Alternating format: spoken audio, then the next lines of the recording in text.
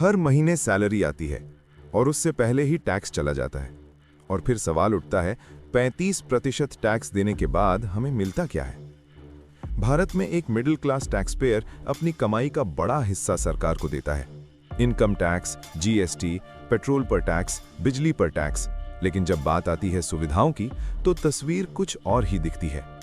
लेख में बताया गया है कि मुंबई जैसे बड़े शहरों में लोग भारी टैक्स देने के बावजूद गंदे पानी, खराब सीवरेज और टूटी सड़कों से जूझ रहे हैं।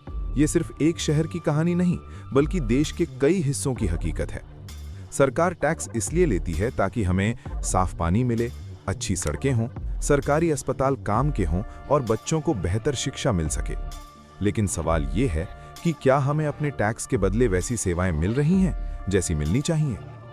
भारत में टैक्स स्लैब बदले गए हैं, कुछ राहत भी दी गई है, लेकिन अगर रोजमर्रा की जिंदगी में नागरिक को लाइन में खड़ा होना पड़े, प्राइवेट स्कूल और प्राइवेट अस्पताल पर निर्भर रहना पड़े, तो टैक्स का फायदा अधूरा ही लगता है।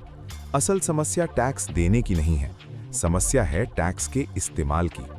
जब एक नागरिक 35% टैक्स देता है, तो वो भी सम्मान, सुविधा और जवाबदेही की उम्मीद करता है। ये उम्मीद गलत नहीं है।